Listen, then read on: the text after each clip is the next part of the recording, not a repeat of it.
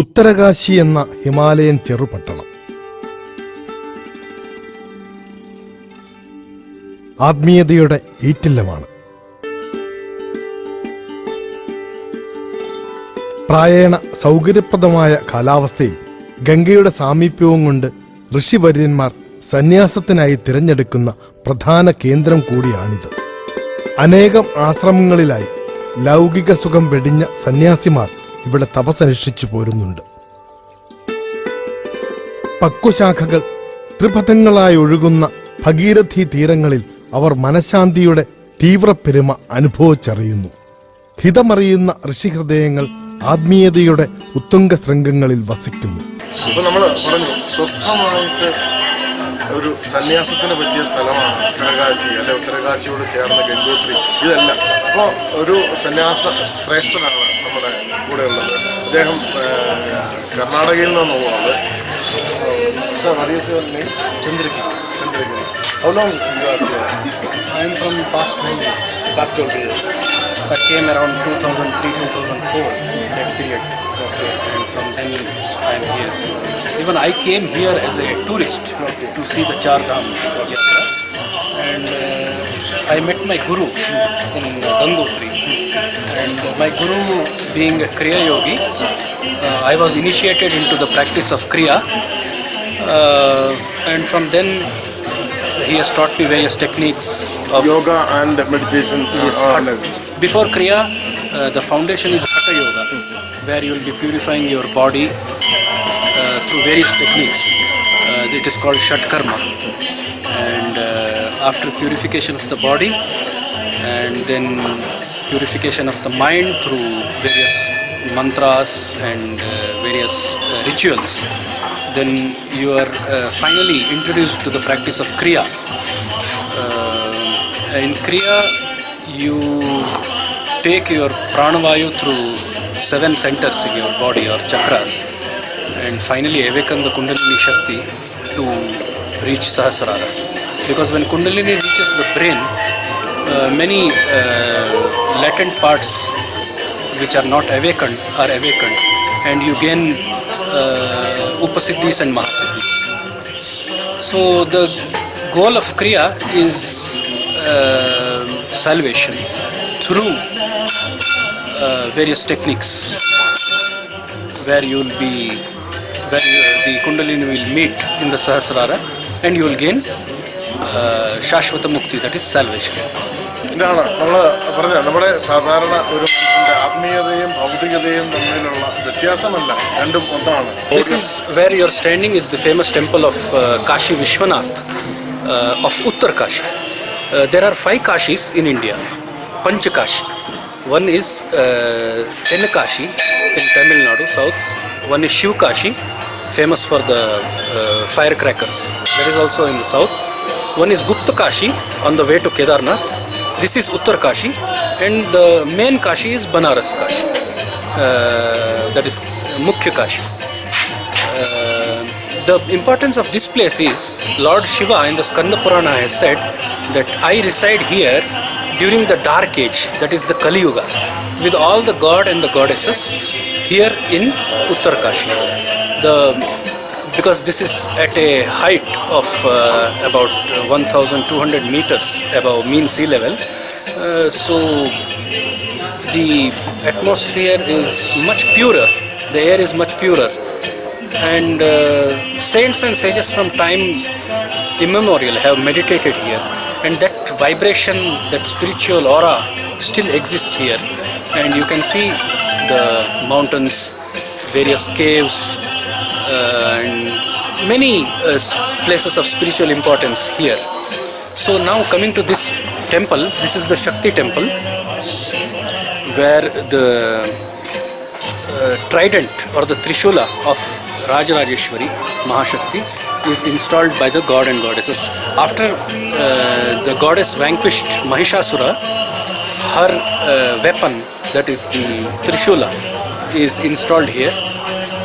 And here is the Kashi Vishwanath Swayambhu Linga, the self-formed Linga. It is not A fixed one? Yes, not a fixed one, or it is not it is completely natural. It is formed from the core of the earth. So the importance is very much here. It is equivalent to any Jyotirlinga, because Jyotirlinga is Banaras, and Lord Shiva in the Skand Purana has said, those who stay here, worship me here, will get the same merit or the same punya of one who worships me at Banaras. സന്യാസ ശ്രേഷ്ഠൻ പറഞ്ഞത് നമുക്ക് മനസ്സിലായല്ലോ. അതായത് അറിയാവുന്നത്, അതായത് നമ്മൾ ആദ്യം തന്നെ ഒരു ക്രിയ ചെയ്യുകയാണ്. നമ്മുടെ മെഡിറ്റേഷൻ്റെ ഒരു ക്രിയ ചെയ്തതിന് ശേഷം മെഡിറ്റേഷൻ്റെ അപ്പർ ലെവലിലേക്ക് എത്തുകയാണ്. ആ ലെവലിലേക്ക് എത്തിയതിന് ശേഷം നമ്മുടെ മനസ്സും ശരീരവും ഒക്കെ ഒന്നായിട്ട് നമ്മൾ ഒരു പ്യൂരിഫിക്കേഷൻ നമ്മുടെ ശരീരത്തിലും അല്ലെ കുണ്ടലിനി എന്ന് പറയുന്ന ശക്തി ഉയരുന്ന ഒരവസ്ഥയിലേക്ക് നമ്മൾ എത്തിച്ചേരും. അതിന് ഏറ്റവും ഉദാത്തമായ സ്ഥലമായാണ് ഈ സ്ഥലങ്ങളൊക്കെ, ഗംഗോത്രി അല്ലെങ്കിൽ ഉത്തരകാശി ഒക്കെ ഇവർ തിരഞ്ഞെടുക്കുന്നത്. We are right now in Uttarkashi, and from here 98 kilometers lies Gangotri, and 18 kilometers further is the birthplace of the Ganges, which is known as Gomukh, from where the most purest river in the whole planet flows. And she flows right from Gomukh to Uttarkashi and then Haridwar, and then many important cities like Patna, Varanasi, and finally meets the Bay of Bengal in Ganga Sagar. When you reach Gangotri, the trek to Gomukh is about 18 kilometers, which can be traveled through a pony or by foot or by palkis. And once you reach Gomukh, many Orthodox pilgrims take a dip there in the Gomukh river, which is just originating, and the temperature of the water there is below 0 degrees, and we need a lot of spiritual strength to take a dip there, because even our hands and legs get numb when we take a bath there because of the freezing temperature of the water. And even here in Uttarkashi, the river is it's a amalgamation of many small rivers originating from the high and streams originating from the mountain tops. So by the time the river reaches Haridwar, so in Haridwar, Gangaji is the product of 3 main tributaries. That is Bhagirathi from Gomukh or Gangotri, and Alaknanda from Badrinath, and Mandakini from Kedarnath. So these are the 3 main rivers, tributaries, which form the Ganga. Ganga is the amalgamation of these 3 tributaries. ഗോമുഖിൽ നിന്ന് ഉത്ഭവിക്കുന്ന ഭഗീരഥി, ബദ്രീനാഥിൽ നിന്നും പുറപ്പെടുന്ന അളകനന്ദ, കേദാർനാഥിൽ നിന്നും ജനിക്കുന്ന മന്ദാകിനി എന്നീ കൈനദികളുടെ പഥങ്ങൾ ഒത്തുചേർന്നാണ് ഹരിദ്വാറിൽ എത്തുമ്പോഴേക്കും ഗംഗ രൂപീകൃതമാകുന്നത്. സ്വർഗത്തിൽ നിന്നും സൂര്യവംശ രാജാവായ ഭഗീരഥൻ തപസ് ചെയ്ത് കൊണ്ടുവന്ന കന്യകയായ ഗംഗയാണ് ഉത്തരകാശിയിലൂടെ ഒഴുകുന്ന ഭഗീരഥി. കപില മഹർഷിയുടെ ശാപത്തിനിരയായ സൂര്യവംശ രാജാക്കന്മാർക്ക് മരണശേഷം മോക്ഷം ലഭിക്കുമായിരുന്നില്ല. ഭാഗീരഥൻ ശിവനെ തപസ് ചെയ്ത് ശിവസഹായത്തോടെ ഗംഗയെ ഭൂമിയിലെത്തിക്കുകയും ഗംഗാജലത്തിന്റെ പവിത്ര സാന്നിധ്യത്തിൽ പിതാമഹന്മാർക്ക് മോക്ഷം നേടിക്കൊടുത്തു എന്നുമാണ് ഐതിഹ്യം. ഹിമാലയം ഉണ്ടാകുന്നതിന് മുമ്പ് തന്നെ ഗംഗ പിറവിയെടുത്തിരുന്നു എന്നാണ് ശാസ്ത്ര നിഗമനം. ഇന്ത്യൻ ഫലകം ഭൂകമ്പത്തിൽപ്പെട്ട് യൂറോപ്യൻ ഫലകത്തിൽ ഇടിച്ചു കയറിയതിന്റെ ഫലമായിട്ടാണ് ഹിമാലയം ഉണ്ടായത്. അപ്പോൾ ഗംഗയുടെ ഭാഗങ്ങൾ ഹിമാലയ ഭാഗങ്ങളിൽ ഉൾപ്പെട്ടതാവാം എന്നാണ് ഭൗമശാസ്ത്രജ്ഞരുടെ നിഗമനം. പിന്നീട് ഹിമാലയത്തിലെ മഞ്ഞുപാളികൾ ഉരുകി നദിക്ക് ശക്തി കൂടിയതാവാം എന്നും അവർ വിശ്വസിക്കുന്നു.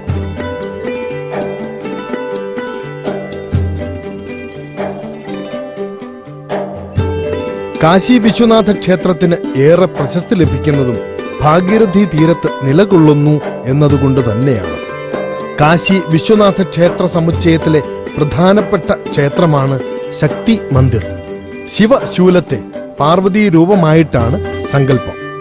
വിഘ്നേശ്വരന്റെയും ബ്രഹ്മാവിന്റെയും വിഗ്രഹങ്ങൾ ശൂലത്തിന് താഴെയായി പ്രതിഷ്ഠിച്ചിട്ടുണ്ട്. സ്തൂപത്തിൽ പട്ടു ചുറ്റിയിട്ടിരിക്കുന്നു. ശൂലത്തിന്റെ മുകൾ ഭാഗം മേൽക്കൂരയ്ക്ക് മുകളിലേക്ക് ഉയർന്നു നിൽക്കുന്നു.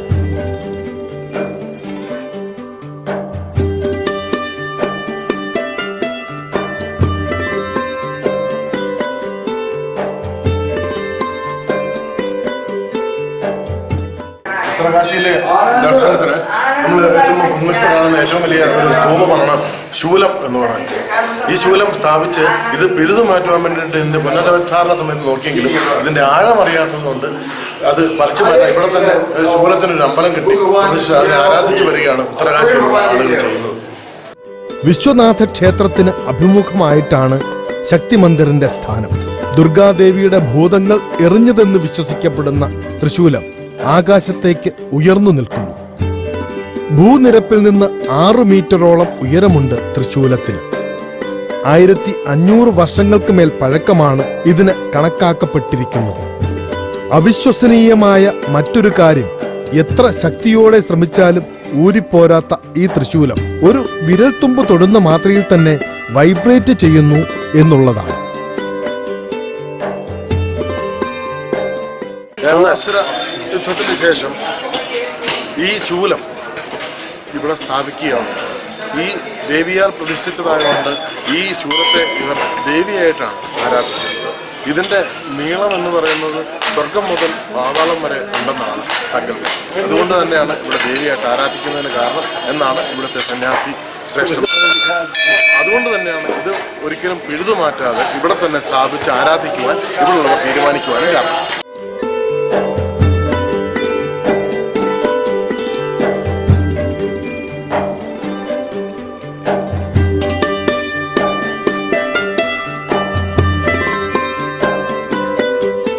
ഈ ഉത്തരകാശിയിൽ വരുമ്പോൾ നമ്മൾ ശിവക്ഷേത്രത്തിനോട് ചേർന്ന് തന്നെ ഒരു ഹനുമാന്റെ ക്ഷേത്രമുണ്ട്.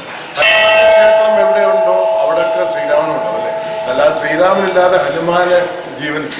അതാണ് എല്ലായിടത്തും ഹനുമാനും ചേർന്നാണ് ഉണ്ടാവുക. സർവാഭരണ വിഭൂഷിതയായ ശ്രീരാമ ലക്ഷ്മണന്മാർക്കൊപ്പം ഹനുമാൻ ഇരിക്കുന്നു. അതിന് തൊട്ട് മുന്നിലായി ഹനുമാന്റെ നല്ലൊരു പ്രതിഷ്ഠ. തൊട്ട് മുന്നിൽ ഈ ഒരു കൊടിവരം എന്നോളം വളർന്നു നിൽക്കുന്ന ഒരു സ്തൂപത്തിൽ നാളികേരം ഇങ്ങനെ കെട്ടിലാക്കിക്കൊണ്ടിരിക്കുന്ന ഒരു കാഴ്ച നമുക്ക് കാണാം.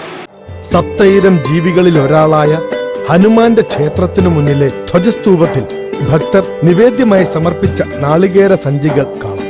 തന്റെ കായിക ശക്തി കൊണ്ടും രാമനോടുള്ള ഭക്തി കൊണ്ടും ഹിന്ദു വിശ്വാസ പ്രമാണങ്ങളിൽ അഗ്രഗണ്യനാണ് ഹനുമാൻ.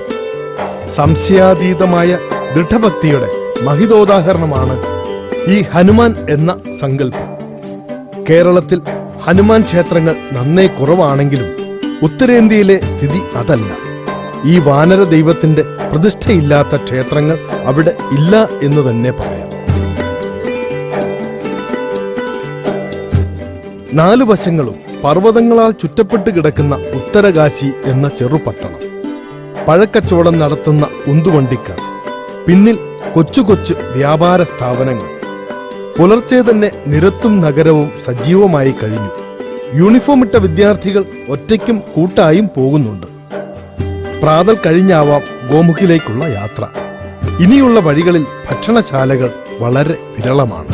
സ്ഥിരം ഭക്ഷണം തന്നെ. ദിവസങ്ങളായുള്ള ഈ യാത്രയിൽ രസകരമല്ലാതെ തോന്നിയത് ഈ ഭക്ഷണ രീതികൾ മാത്രമായിരുന്നു. അരി ആഹാരം ഒരിടത്തും ഇല്ല. എങ്ങും ചപ്പാത്തിയും റൊട്ടിയും പൂരിയും മാത്രം. ബട്ടൂര എന്ന മൈദാപൂരിയും കിഴങ്ങു മസാലയും തന്നെ ഇന്നും ചരണം.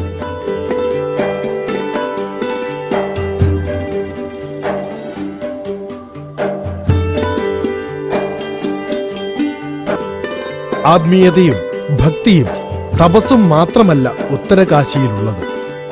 ഒട്ടനവധി വിദ്യാഭ്യാസ സ്ഥാപനങ്ങൾ കൂടി കേന്ദ്രമാണിത്. പ്രശസ്തമായ നിരവധി ഉന്നത വിദ്യാഭ്യാസ പഠന സ്ഥാപനങ്ങൾ ഇവിടുണ്ട്. ഭാരതീയ നൂതന ഫാഷൻ തരംഗങ്ങളിലും ഈ കൊച്ചു പട്ടണം കൊടുക്കുന്ന സേവനം വളരെ വലുതാണ്.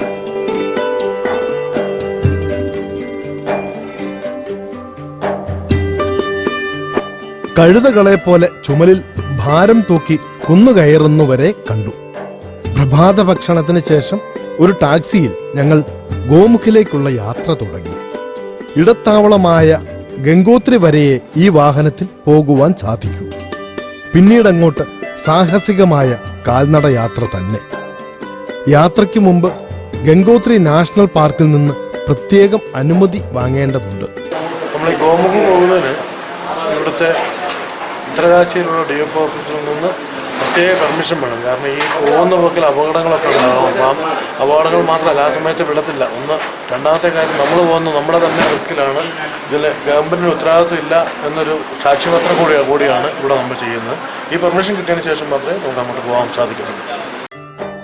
ഉത്തരകാശിയിലെ ഗംഗോത്രി നാഷണൽ പാർക്ക് അധികൃതരുടെ പ്രത്യേക അനുമതി വാങ്ങി ടാക്സിയിൽ ഞങ്ങൾ ഗംഗോത്രിയിലേക്ക് യാത്ര തിരിച്ചു. ഭീമാകാരം പൂണ്ട പർവ്വതങ്ങളാണ് ചുറ്റിലും. വർഷത്തിൽ 6 മാസവും ഹിമവീഴ്ചയുള്ളതിനാൽ സമൃദ്ധമായ കാടുകൾ ഇവിടെയില്ല. മുന്നിൽ മേഘം ഘനീഭവിച്ച് കിടക്കുന്ന നീലാകാശം. വളഞ്ഞും പുളഞ്ഞുമുള്ള പർവ്വതപാതയിലൂടെ ഡ്രൈവർ കാർ ഓടിച്ചു. ഉത്തരകാശിയിൽ നിന്നുള്ള സുമുഖനായ ഒരു പഹാഡിയാണ് ഞങ്ങളുടെ സാരഥി. വലതുവശത്ത് ചെറിയൊരു ഡാം കാണാം. ഈ മലയിടുക്കുകളിൽ യഥേഷ്ടം നീർവീഴ്ചയുള്ളതിനാൽ കൊച്ചു കൊച്ചു ജലസംഭരണികളും ജലവൈദ്യുത പദ്ധതികളും ധാരാളമുണ്ടെന്ന് അദ്ദേഹം പറഞ്ഞു. ഉരുളൻകല്ലുകൾക്കിടയിലൂടെ വെണ്ണിറത്തിൽ ഒഴുകുന്ന ഭാഗീരഥി എപ്പോഴും തന്നെ കൂടെയുണ്ട്. സുഖകരമായ യാത്ര. മഴക്കാലത്തും മഞ്ഞുരുകുന്ന വേനൽക്കാലത്തും ഗംഗ തീരം മുട്ടി നിറഞ്ഞൊഴുകാറുണ്ട്. എങ്കിലും ഗോമുഖ് ദർശനത്തിന് ഏറ്റവും പറ്റിയ സമയം ഇതാണ്. പുഴയും നിരത്തും സമാന്തരമായി നീണ്ടുകിടക്കുകയാണ്. ഇടയ്ക്കിടയ്ക്കുണ്ടാകുന്ന മലയിടിച്ചിലിൽ ഈ വഴിയിലൂടെയുള്ള ഗതാഗതം തടസ്സപ്പെടുന്നത് നിത്യസംഭവമാണ്. ഹിമാലയൻ പർവ്വതനിര തികച്ചും ലോല പ്രദേശങ്ങളാണ്. മണ്ണിന് സ്വാഭാവിക പശിമ തന്നെ കുറവ്. അതുകൊണ്ട് തന്നെ വശങ്ങളിലെ മണ്ണ് മാത്രമല്ല, കുന്നുകൾ അപ്പാടെ ഇടിഞ്ഞു വീഴുന്നതും പതിവ് കാഴ്ച തന്നെ. ബോർഡർ റോഡ് ഓർഗനൈസേഷനാണ് ഈ റോഡുകളുടെ നിർമ്മാണ പ്രവർത്തനങ്ങളുടെയും അറ്റകുറ്റപ്പണികളുടെയും പൂർണ്ണ ഉത്തരവാദിത്വം. BROയുടെ ഒരു ട്രക്ക് വഴിയരികിൽ പാർക്ക് ചെയ്തിട്ടുണ്ട്. നിരത്തിന്റെ വശങ്ങൾ ഇടിഞ്ഞ് താഴേക്ക് പതിഞ്ഞിരിക്കുന്നതും കാണാം. സംരക്ഷണ ഭിത്തികൾ നന്നേ കുറവാണ്. പാറകൾ കീറി പണിതെടുത്ത വശങ്ങൾ തെല്ലൊരു ഭയപ്പാട് സമ്മാനിക്കുന്നു. ഏതു നിമിഷവും അടർന്നു വീണേക്കാവുന്ന പാറകൾ. ശ്രദ്ധ ഒന്നു തെറ്റിയാൽ കൊക്കയിലേക്ക് പതിക്കുമെന്ന കാര്യത്തിൽ സംശയമില്ല. വഴിമധ്യേ ബട്വാരി എന്ന സ്ഥലത്ത് ഡ്രൈവർ വണ്ടി നിർത്തി. വളരെ വൈവിധ്യങ്ങളായ കാഴ്ചകളാണ്. നമ്മൾ ഈ ഗംഗയുടെ തീരത്ത് കൂടി ഗംഗോത്രിയിലേക്ക് ഉത്തരകാശിയിൽ നിന്ന് യാത്ര ചെയ്യുമ്പോൾ നമുക്ക് കാണാൻ പറ്റും. നല്ല രസകരമായത് ഗംഗ ഒരു സൈഡിൽ കൂടെ ഒഴുകുന്നു, ഒരു സൈഡിലൂടെ ഇങ്ങനെ നല്ല നാരോ റോഡുകൾ, അല്ലെങ്കിൽ തീര കൺസ്ട്രക്ഷൻ മോശമായ റോഡുകൾ, ഇടിഞ്ഞു പോയ റോഡുകൾ ഇതിനിടയ്ക്കൂടെയാണ് വരുന്നത്. പക്ഷെ വന്ന് ഇങ്ങനെ ഇടയ്ക്കുമ്പം ഒരു ടേണിങ് കഴിഞ്ഞ് പട്വാരി എന്ന് പറയുന്ന സ്ഥലത്ത് എത്തിയപ്പോൾ ഇവിടെ വളരെ വലിയ രീതിയിൽ ആചാനുബാഹുക്കളായ കുറച്ച് ദൈവരൂപങ്ങൾ സിമൻറ്റിൽ ഉണ്ടാക്കി വെച്ചിരിക്കുന്നത് കാണാം. നദിക്കകത്തും പറഞ്ഞുകൊണ്ട് നദിയുടെ പുറത്ത് ഒരു ഭദ്രകാളിയുടെയും ശ്രീരാമൻ്റെയും സീതയുടെയും ഒക്കെ ഉണ്ട്. നമുക്കൊന്ന് കണ്ടുപോകാം.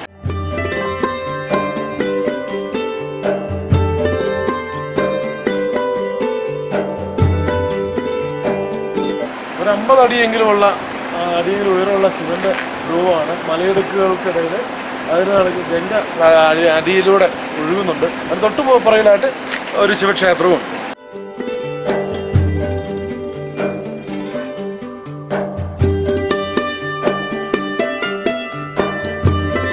യാത്ര തുടരുകയായി.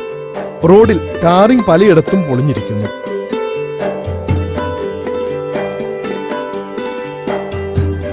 ഇടുങ്ങിയ നിരത്താണ്.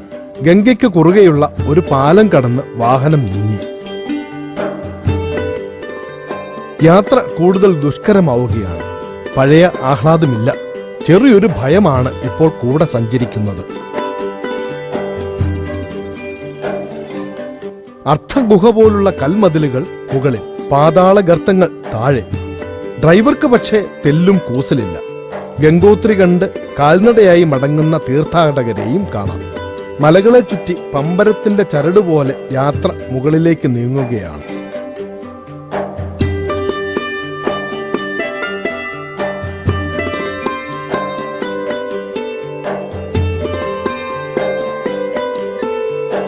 ഇടയ്ക്ക് ഒരു ചെറുപട്ടണത്തിൽ വാഹനം നിർത്തി.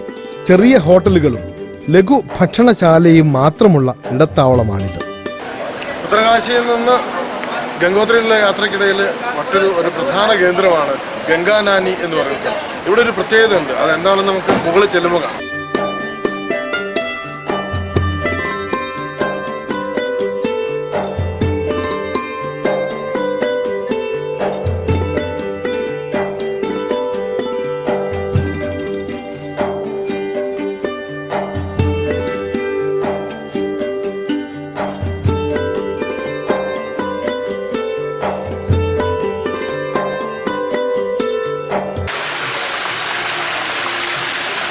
ഈ വെള്ളമുണ്ടല്ലോ, ഞാൻ എന്തുകൊണ്ടാണ് കുറഞ്ഞ വെള്ളമെന്ന് വെച്ചാൽ നിങ്ങൾ വിചാരിക്കും തണുത്തിട്ടാണ്. കാരണം ഇത്രയും തണുത്തുറഞ്ഞ സ്ഥലം ഞങ്ങളൊക്കെ അതേ രീതിയിലുള്ള ഫോട്ടോയൊക്കെ ഇട്ടിട്ടുണ്ട്. പക്ഷേ ഈ വെള്ളം തിളച്ച വെള്ളത്തിന് സമമാണ്. ഒരു 50-60 ഡിഗ്രി എങ്കിലും ചൂട് ഇതിലുണ്ടെന്നുള്ള കാര്യം ഉറപ്പാണ്. അപ്പം അത്രയും ഡിഗ്രി ചൂടുള്ള വെള്ളം നമുക്ക് കയ്യിലെടുക്കാൻ പറ്റത്തില്ല. എങ്ങനെയാണ് ഈ പർവ്വതത്തിൽ നടുക്കുന്ന ഇങ്ങനെ ഈ ചൂടുള്ള വെള്ളം ഒഴുകുന്നതെന്ന് പറഞ്ഞു കഴിഞ്ഞാൽ, ഈ ഫോസ്ഫറിൻ്റെ അംശം കൂടുമ്പോൾ, ക്ഷമിക്കണം, സൾഫറിൻ്റെ അംശം കൂടുമ്പോൾ അവിടെ ചൂടുണ്ടാവും. അങ്ങനെ പുരാണത്തിൽ പറയുന്ന ഗന്ധമാദന പർവ്വതത്തിലൂടെ ഒഴുകുന്ന വെള്ളത്തിന് ചൂടുണ്ടാവും എന്നാണ് പറയുന്നത്. പക്ഷേ ഇതിന് അവസ്ഥ ഇതിനാണ്, സൾഫറിൻ്റെ കണ്ടന്റ് കൂടുതലുള്ള ഒരു മലനിരകൾക്കിടയിലൂടെയാണ് ഈ ജലപ്രവാഹം. അതുകൊണ്ട് ഇവിടെയുള്ള ആളുകൾ ചിലപ്പോൾ ഇതിനുള്ളിൽ അരി കിഴി കെട്ടിയിട്ടിട്ട് അല്ലെങ്കിൽ ഗോതമ്പ് കിഴി കെട്ടിയിട്ടിട്ട് ഒരു കുറച്ച് സമയം കഴിയുമ്പോഴേക്കും ഇത് വെന്ത് വരും എന്നാണ് പറയുന്നത്. അപ്പം അതായത് ചൂട് ഇത്രയും നേരം നിലനിൽക്കുന്നതുകൊണ്ടാണ്. അപ്പം അതുകൊണ്ട് തന്നെ വളരെ ഒരു വിശിഷ്ടമായ കാഴ്ചയാണ്. ശരിക്കും പറഞ്ഞൊരു അത്ഭുതം തന്നെയാണ് നമ്മളെ സംബന്ധിച്ചോളം ഇങ്ങനെ ഒരു കാഴ്ച കാണുക. ഇത്ര വലിയ പർവ്വതത്തിന് അടുക്കുകൂടി ഇത്ര ചൂടുള്ള വെള്ളം, ഇത്ര ചൂടുള്ള ജലപ്രവാഹം. ഇവിടെ പല സ്ഥലങ്ങളിലായിട്ട് ഇങ്ങനെ കെട്ടിയിട്ട് സൂക്ഷിച്ചിട്ടുണ്ട്. അത് ഈ ഒരു സ്ഥലത്ത് ഗംഗാനാനി എന്താണെന്ന് ആൾക്കാർക്ക് തിരിച്ചറിയാൻ വേണ്ടിയിട്ട് ഉണ്ടാക്കിയിട്ടാണ് ഇവർ പറയുന്നത്. ഗംഗാനാനി കുണ്ടെന്നാണ് ഇവരിതിന് പറയുന്നത്. കുളത്തിന് പറയുന്ന പേരറിയാണ്.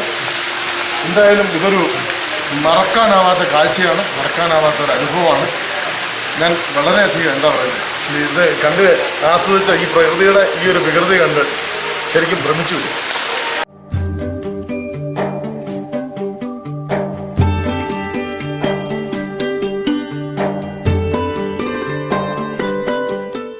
ഇവിടെ ഇങ്ങനെ നിൽക്കുമ്പോൾ നമ്മൾ 3 സ്ഥലങ്ങളുണ്ട്. 3 പൈപ്പിലൂടെ വെള്ളം വന്ന് വീഴുകയാണ്. പക്ഷേ ഇതിന് 3 ചൂടാണ്. ഒരെണ്ണം തീരെ തണുപ്പ്, ഒരെണ്ണം നല്ലപോലെ ചൂടുള്ളത്, ഒരെണ്ണം ഒരു മീഡിയം ചൂടുള്ളത്. എന്തിനും ആൾക്കാർക്ക് മിക്സ് ചെയ്ത് കുളിക്കാനും ഉപയോഗിക്കാനൊക്കെ ആയിട്ട് ഇവിടുന്ന് സപ്ലൈ ചെയ്യുന്നുണ്ട്. ഇവിടെ ഇങ്ങനെ ഒഴിച്ച് നമുക്ക് തലസ്ഥലത്ത് എടുക്കാൻ പറ്റും. മാത്രമല്ല വളരെ സുഖമാണ്. കാരണം ഈ വലിയ ഇത്ര തണുത്ത കാലാവസ്ഥയിൽ ഇങ്ങനെയൊരു ചൂട്, നമ്മൾ പ്രകൃതി നിർമ്മിതമായ ചൂട് ജലം കിട്ടുക എന്ന് പറയുന്നത് നമുക്ക് ഒരു വലിയ അനുഗ്രഹം തന്നെയാണ് ഇത്രയും തണുപ്പേറിയ സ്ഥലത്ത് താമസിക്കുന്ന ആളുകളെ സംബന്ധിച്ചിടത്തോളം. മാത്രമല്ല ഭാരതത്തെ സംബന്ധിച്ചിടത്തോളം അഭിമാനിക്കാവുന്ന ഒരു കാര്യമല്ലേ, ഒരു ലോകത്തെവിടെയെങ്കിലും ഉണ്ടോ എന്നറിയില്ല ചൂടൊഴുകുന്ന ജലം.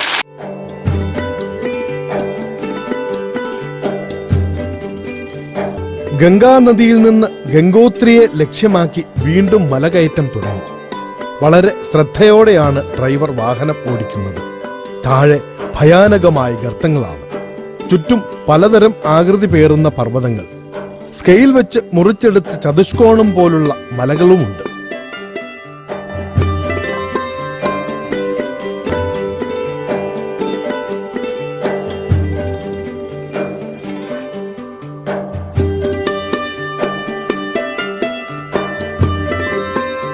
ഇപ്പോഴും ഗംഗ കൂടെയുണ്ട്. ഉത്തരാഖണ്ഡിന്റെ വടക്കു കിഴക്കൻ അതിർത്തി മുഴുവനായും പങ്കിടുന്നത് ചൈനയാണ്, കിഴക്ക് നേപ്പാളും. അതുകൊണ്ട് തന്നെ ബോർഡർ റോഡ് ഓർഗനൈസേഷൻ ആണ് റോഡുകളുടെ മുഴുവനായുള്ള അവകാശവും പാലങ്ങളും അവർ പണിയുന്നത് തന്നെ. പലയിടങ്ങളും അവരുടെ മാർഗനിർദ്ദേശ ഫലകങ്ങൾ കാണാം. കരസേന നിർമ്മിച്ച ഇരുമ്പ് പാലം കടന്നു വേണം ഗംഗയെ വീണ്ടും മറികടക്കുവാൻ. ഉത്തരകാശിയിൽ നിന്നും വളരെ ഉയരത്തിലേക്ക് ഞങ്ങൾ കയറിക്കഴിഞ്ഞിരിക്കുന്നു. ഉയരം കൂടുന്തോറും പ്രത്യക്ഷമാകുന്ന പർവ്വതങ്ങൾക്ക് വലിപ്പം കൂടുതൽ തോന്നിപ്പിക്കും. ഇത്തരമൊരു റോഡിന്റെ നിർമ്മാണത്തിന് എത്രമാത്രം നാളുകളും മനുഷ്യാധ്വാനവും വേണ്ടിവന്നു എന്ന് ചിന്തിക്കുമ്പോൾ അത്ഭുതം തോന്നാം. ഇപ്പോഴും പലയിടങ്ങളിലും അറ്റകുറ്റപ്പണികൾ നടക്കുന്നുണ്ട്. പൈൻ മരങ്ങൾ തിങ്ങി വളരുന്ന ഭീമൻ പർവ്വതങ്ങൾക്കിടയിലൂടെ ഭാഗീരഥി ഒഴുകി നീങ്ങുന്നു. താഴെ ഒരു നീളൻ പാമ്പിനെ പോലെ ഞങ്ങൾ താണ്ടി വന്ന വഴിയും കാണാം. എത്ര മുകളിലെത്തിയെന്ന് നിശ്ചയമില്ല. ഇനി എത്ര കയറണമെന്നും അറിയില്ല. എങ്കിലും ഒന്നറിയാം, ഇത്ര മനോഹരമായ കാഴ്ചകൾ ഭൂമി മറ്റൊരിടത്തും ഒരുക്കി വെച്ചിട്ടുണ്ടാവില്ല. ഇത്രയും പുണ്യം നിറഞ്ഞ ഒരിടം പ്രകൃതിയിൽ മറ്റൊരിടത്തും കാണാനാവില്ല. മലയിടുക്കുകളിൽ നിന്നും കൈവഴികൾ ഭാഗീരഥിയിലേക്ക് വന്നു വീഴുന്ന കാഴ്ച പലയിടങ്ങളിലുമുണ്ട്. ഇത്തരം അനേകായിരം ചെറുനദികൾ ചേർന്നാണ് ആകാശവലിപ്പം പേറി ഗംഗ ഉത്തരേന്ത്യ മുഴുവൻ വിരാജിക്കുന്നത്. ഹർസിൽ എന്ന് പറയുന്ന ചെറു ഗ്രാമത്തിനരികിലൂടെയാണ് നമ്മൾ പാസ് ചെയ്തുകൊണ്ടിരിക്കുന്നത്. ഹർസിൽ എന്ന ചെറു ഗ്രാമത്തിന് അരികിൽ ഒരു സ്കൂള് വിദൂരമായി നമുക്ക് കാണാൻ സാധിക്കുന്നുണ്ട്. അതുകൂടാതെ ഒട്ടേറെ വീടുകൾ. ഇത് ആർമി ക്യാമ്പാണ് നമ്മൾ നേരത്തെ കാണാൻ പറ്റുന്നത്. ആർമി. ഇടയ്ക്ക് ഒരു ഹെലിപ്പാഡും ലാൻഡ് ചെയ്ത ഒരു ചെറിയ ഹെലികോപ്റ്ററും കണ്ടു. മിലിറ്ററി ഏരിയയാണിത്. ധരാലി എന്ന ചെറു ഗ്രാമത്തോട് തൊട്ടുചേർന്നാണിത്.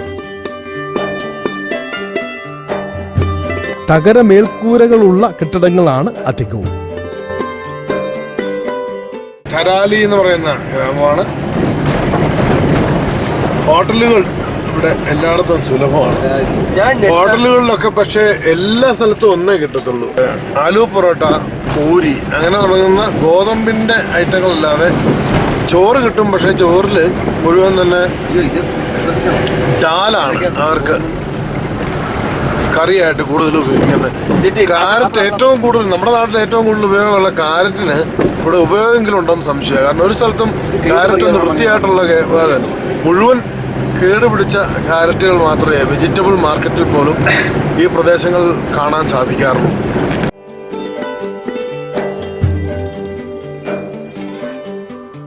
ഇത്രയധികം നീളമുള്ള ഒരു റോഡ് ഗതാഗതം, കാരണം ഇത്രയധികം നീളമുള്ള ഒരു നദിയുടെ തീരത്തുകൂടി മാത്രം ഇവിടെ നമ്മൾ സഞ്ചരിക്കുന്നതിന് ഒപ്പം എപ്പോഴും നമ്മളോടൊപ്പം ഗംഗയുണ്ട്. ഗംഗയില്ലാതെ ഹിമാലയമില്ല എന്നൊരു അവസ്ഥയാണ്. അല്ലെങ്കിൽ ഒരു യാത്രയ്ക്ക് മുഴുവൻ നമുക്ക് സാമീപ്യം അരുളി ഗംഗ നമ്മളോടൊപ്പം ഒഴുകുകയാണ്.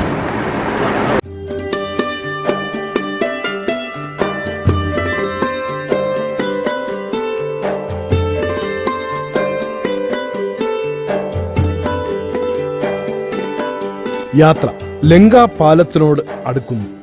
BRO പണിത ഇരുമ്പ് താങ്ങുള്ള വലിയൊരു പാലമാണിത്. 2 വൻമലകളെ തമ്മിൽ ബന്ധിപ്പിച്ചുകൊണ്ട് നിർമ്മിച്ച ഏഷ്യയിലെ തന്നെ ഏറ്റവും ഉയരത്തിലുള്ള പാലമാണിത്.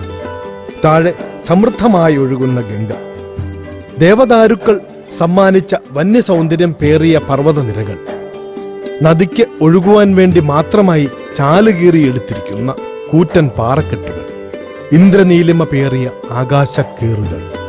ഭാഗികമായി തകർന്ന റോഡാണ് മുന്നിൽ. സൂര്യപ്രകാശത്തിൽ തിളങ്ങുന്ന മലമകുടങ്ങൾ. പഴയൊരു ബ്ലാക്ക് ആൻഡ് വൈറ്റ് ചിത്രം പോലെ പ്രകൃതി ക്യാമറയിലേക്ക് നോക്കി പുഞ്ചിരിക്കുന്നു.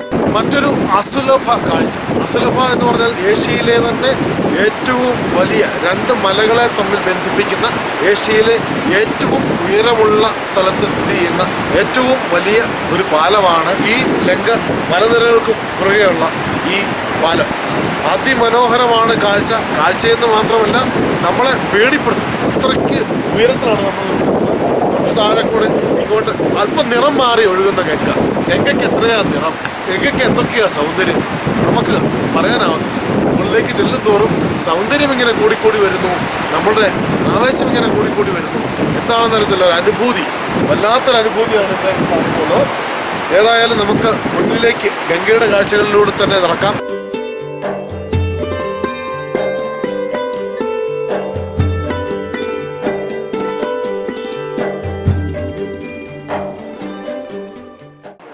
ഉത്തരകാശിയിൽ നിന്ന് ഗംഗോത്രിയിലേക്ക് പോകുന്ന വഴിക്ക് നമുക്ക് കാണാൻ പറ്റുന്ന ഒരു വളരെ മനോഹരമായ, നമ്മുടെ നാട്ടുകാർക്ക് അന്യമായ ഒരു മരം, അല്ലെങ്കിൽ ഏറ്റവും കൂടുതൽ ഔഷധ ഗുണമുള്ള പഴം എന്ന് പറയുന്ന ആ പഴം ഉണ്ടാകുന്ന മരം, ആപ്പിൾ മരങ്ങളുടെ ഇഷ്ടം പോലെ തോട്ടങ്ങൾ കാണാം. അതിലൊരു തോട്ടത്തിലാണ് ഞങ്ങളിപ്പോൾ നിൽക്കുന്നത്. ഇതിൻ്റെ കാഴ്ചകൾ ഇങ്ങനെ പടർന്നു കിടപ്പാണ് കാഴ്ച. ഞങ്ങൾക്കിപ്പോൾ നിൽക്കാൻ പറ്റുന്ന സ്ഥലത്തേക്ക് നിന്ന് ഞങ്ങൾ ഷൂട്ട് ചെയ്യുകയാണ്. ഒന്ന് കണ്ടു നോക്കൂ.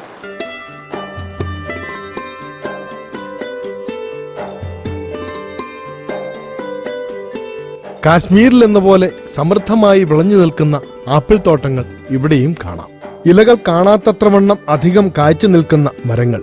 ആപ്പിൾ പറിക്കരുതെന്ന നിർദ്ദേശത്തോടെ തോട്ടമുടമ അവയെ ക്യാമറയിൽ പകർത്തുവാൻ അനുവദിച്ചു.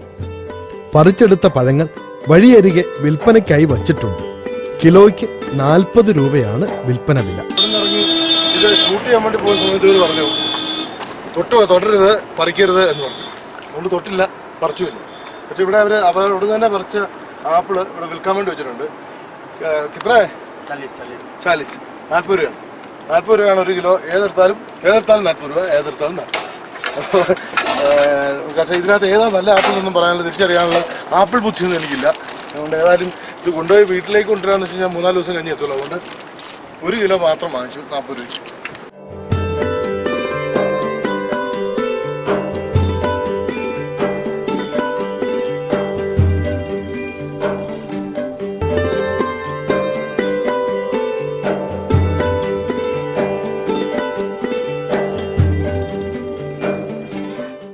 ഇടയ്ക്ക് ഞങ്ങളുടെ യാത്ര തടസ്സപ്പെട്ടു. കഴിഞ്ഞ രാത്രിയിലുണ്ടായ മലയിടിച്ചിലിൽ റോഡ് ബ്ലോക്കായതാണ് കാരണം. ഞങ്ങൾ ഗംഗോത്രിയിലേക്ക് എത്താൻ വേണ്ടി ഏകദേശം 8 കിലോമീറ്റർ മാത്രമേ ബാക്കിയുള്ളൂ. അങ്ങനെ എത്തി നിൽക്കുമ്പോഴാണ് ഈ നിരന്തരം ഇവിടെ മണ്ണുവീഴ്ച എന്ന് പറയുന്നത് ഈ റോഡിലെ ഒരു ദുരന്തമാണ്. എപ്പോൾ ആണെങ്കിലും നമ്മൾ പോകുന്ന വഴിയിൽ എപ്പോൾ വേണമെങ്കിലും മണ്ണ് വീണ് അപകടപ്പെടാം. അപ്പം ഇതിനു വേണ്ടിയിട്ട് ജനറൽ റിസർവ് എഞ്ചിനീയറിംഗ് ഫോഴ്സ് ഗ്രഫ് എന്ന് പറയുന്ന ആ ഡിപ്പാർട്ട്മെന്റ് ഇവിടെ ഈ വഴികൾക്കുള്ള മെയിൻ്റനൻസ് നടത്തുകയാണ്. കാരണം ഇടിഞ്ഞു വീണ മണ്ണുകൾ നമുക്ക് കാണാം. ഗതാഗതം എത്രയും പെട്ടെന്ന് പുനഃസ്ഥാപിക്കുവാനുള്ള തിരക്കിലാണ് ഉദ്യോഗസ്ഥർ. ഭീമാകാരനായ ഒരു പാറക്കഷ്ണം എടുത്തു മാറ്റുവാനുള്ള ശ്രമമാണ്. അടർന്നു വീണ പാറകൾ അപ്പോൾ പൊട്ടിച്ചു നീക്കുന്നുമുണ്ട്. കുറഞ്ഞത് 1 മണിക്കൂർ നേരമെങ്കിലും വേണ്ടിവരും യാത്ര പുനരാരംഭിക്കുവാനെന്ന് ഡ്രൈവർ പറഞ്ഞു.